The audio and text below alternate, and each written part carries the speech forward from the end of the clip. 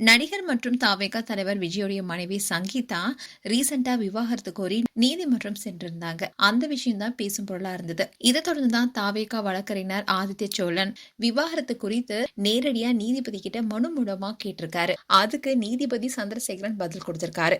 அந்த விஷயம் தான் இப்ப சோசியல் மீடியால பேசும் பொருளா இருக்கு. தாவேகா தலைவர் விஜய்க்கும் நடிகை ஒருவருக்கும் இடையே திருமணத்தை மீறிய உறவு இருக்கு.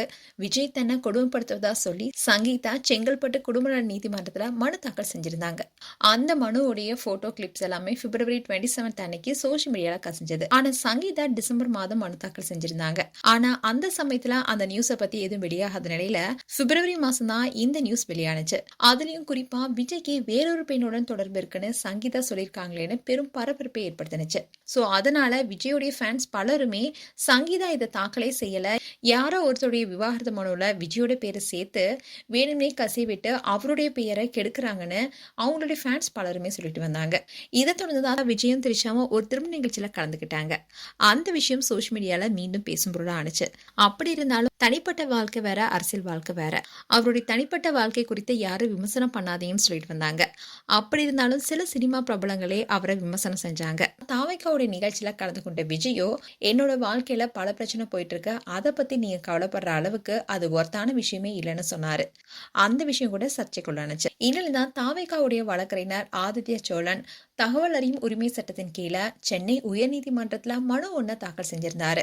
அந்த மனுல அவர் என்ன சொல்லியிருந்தாருன்னா, விவாகரத்து மனு கசிச்சது எப்படி, சட்ட நடவடிக்கை இதுக்காக எடுக்கப்பட்டிருக்கா, இது தொடர்பா மனுதாரர் ஏதாவது புகார் கொடுத்தாங்களா, மனு கசிவு குறித்து நீதிமன்றம் தானா முன் வந்து வழக்கு எதுவும் பதிவு செஞ்சிருக்காங்களான்னு அதுல அவர் கேள்வி கேட்டிருந்தாரு. இதுக்குதான் செங்கல்பட்டு மாவட்ட முதன்மை மற்றும் அமர்வு நீதிபதி சந்திரசேகரன் அந்த மனுவுக்கு பதில் கொடுத்திருக்காரு. அதாவது விவாகரத்து மனு கசிஞ்சது குறித்து சட்ட நடவடிக்கை எதுவுமே எடுக்கப்படல. கசிவு குறித்து நடவடிக்கை எடுக்குமாறு மனுதாரருடைய தரப்புலையும் எந்த கோரிக்கையுமே வைக்கல. அதே மாதிரி மனு கசிவு குறித்து நீதிமன்றம் தானா முன் வந்து வழக்கு பதிவு எதுவுமே செய்யல. நீதிமன்ற வளாகத்துல இருந்து மனு கசிந்திருந்தா அந்த மனுவுல நீதிமன்ற முத்திரை இருக்கும்.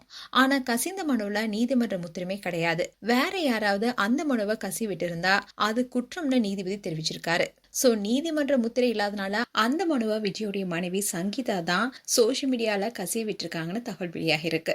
அண்ட் அது மட்டும் இல்லாம ரீசெண்டா கூட சங்கீதா நீதிமன்றம் சென்றிருந்தாங்க. அப்போ மனுவில் என்ன சொல்லியிருந்தாங்கன்னா, தன்னுடைய கணவர் தன்னை வீட்டுக்குள்ள அனுமதிக்க மாட்டிருக்காரு, தனக்கு சென்னையில வீடு இல்லாத காரணத்தினால தன்னை வீட்டுல அனுமதிக்குமாறு கோரிக்கை வச்சிருந்தாங்க.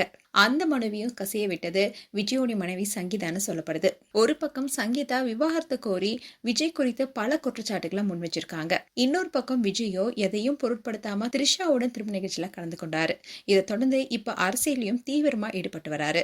இப்படி ரெண்டு தரப்படியுமே பல விஷயங்கள் போயிட்டு இருக்கு. மேலும் உங்களுடைய கருத்துக்களை கமெண்ட் செக்ஷன் சொல்லுங்க. இது போன்ற வீடியோஸை பார்க்க நியூஸ் தமிழ் கிட்ஸ் சேனலை சப்ஸ்கிரைப் பண்ணுங்க. மறக்காம நோட்டிபிகேஷன் பட்டனை கிளிக் பண்ணுங்க.